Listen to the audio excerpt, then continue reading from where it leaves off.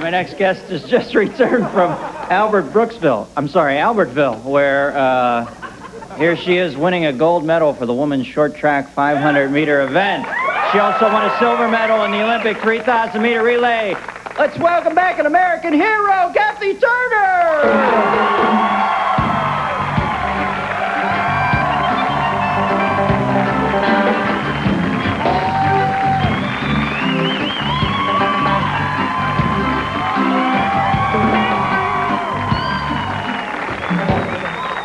Hey, let me see those things. Always wanted to see one up close. Wow. You know how many times I've done this?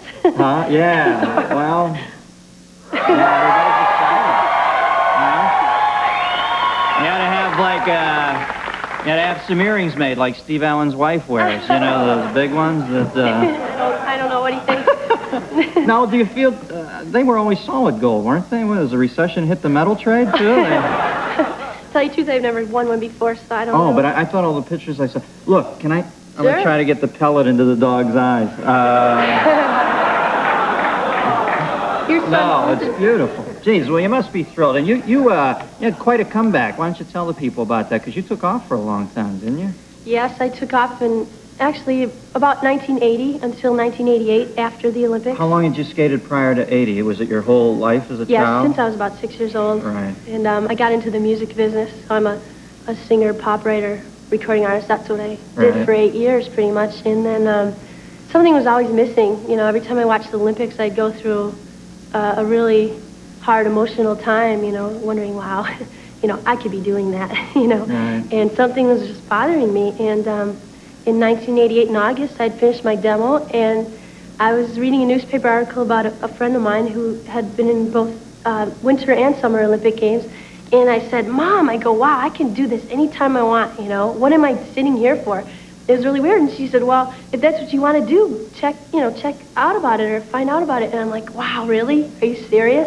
And she goes, yeah. And, you know, I never expected her to say, you know, go skate. Right. You know. And so I ran upstairs as fast as I could go, and I called my old coach, and he was still coaching the U.S. team. He goes, Val, get your butt down here now. He's from Holland, you know, or whatever. and so I did. 1 week later, to the exact day, it was a Saturday morning, I had my bags packed and went to Calgary, and a little taxi cab dropped me off on campus, and I had no idea what I was doing, where I was supposed to go, or whatever, and never looked back. God, what an amazing story to come back after 8 years. Now, were you in lounges for 8 years, or where were you singing? Singing can be so tough. I hate that word, lounge. Well, the only reason I say is because I worked lounges for so long, and I like as the a word comedian. lounge. But I mean, it's just so brutal. And it was when you first stepped back on the ice.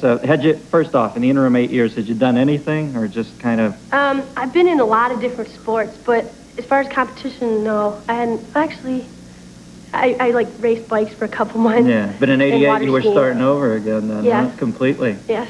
And was it a case of getting your game together just at the right moment for the Olympics, or had you been coming on strong for the last year or so? It's crazy because as soon as I got there, I couldn't go more than 2 laps, and I pulled all the muscles in my legs. I mean, I was a basket case, really, and everybody's going, what's she doing here, you know? and I just never looked back, and after a few months, I got better, and I won the World University Game Team Trials in Milwaukee, and with really good times, faster than I've ever skated before, and I'm like, wait, maybe short track's my thing, you know?